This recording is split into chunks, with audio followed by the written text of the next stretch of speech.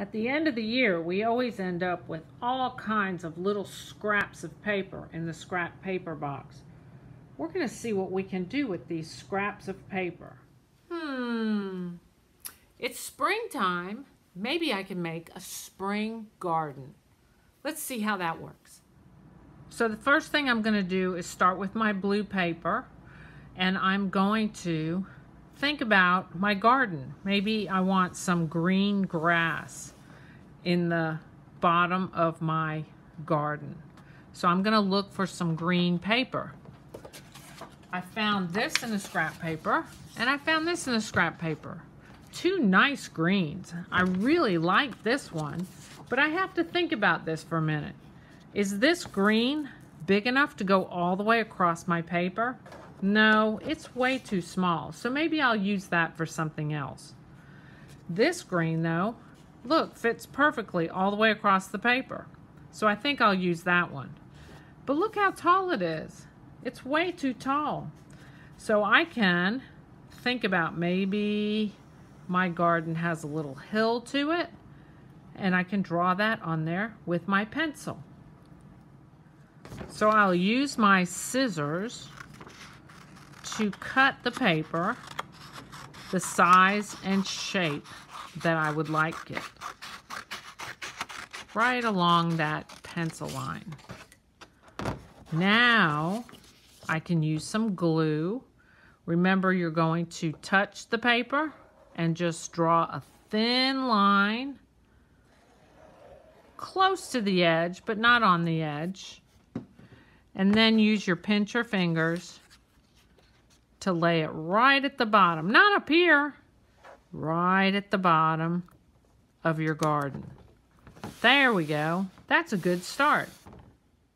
Now I'm going to make some flowers in my garden. I found two greens that I like that are even just a little bit different than that one. This green has a cut out of it, but that's okay. Remember, this is scrap paper, and I'm going to start with the stems. Stems are long and skinny, so I'll just cut on the other side of the paper. I can still use it even though it has a little bit of a cut out of it. So there can be two stems for flowers. And look, there's two here. And then maybe I could do a couple more stems, but in this different color. Those will make nice flowers. These are even taller. I like the variety of sizes. Remember to touch the glue bottle to the paper. Draw a super thin line. Use pincher fingers to put the stem in the garden. Make sure it touches the bottom. You don't want that flower floating around. It should be planted in the garden. So this will make some nice flowers. There are some stems, but oh, look at that. Do you see how big that is? That's not going to be a stem for a flower. But it could be the trunk of a tree. Let me see if I can do something with that. Do you see how I cut that brown, thicker paper to make the trunk of a tree? So again, I can carefully put a little bit of glue in some lines close to the edges on the back and glue the tree in there also. So now I'm going to work on the tops of my flowers and the leaves on my tree.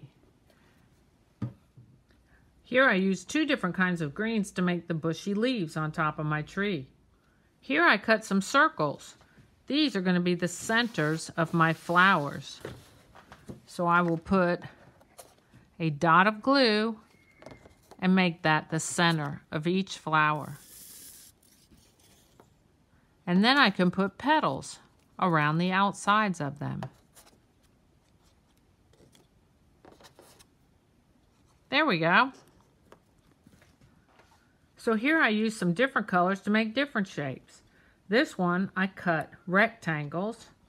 The yellow I cut like a football shape. And the pink I cut triangles. Now let me see what I can do with these shapes. Here I put the football shapes for petals here, triangle shapes for petals here, and rectangle shapes for petals here. I wonder which shapes I could use for the leaves. I used that football shape again, and now my flowers have some leaves. Let's see, what else could I put in there? Maybe I could make a ladybug. That would be a circle. So first I cut out a circle, and then I drew a ladybug on it. Now I'm going to put the ladybug in the garden. I could maybe make a butterfly. There I used purple, pink, and blue to glue down a butterfly. I can also put shapes on the butterfly and patterns. I could put a sun in the sky, maybe even some clouds. I could put a worm crawling on the ground. I can cut and paste all kinds of things into my garden with all kinds of just scrap papers. Let me see what you can come up with.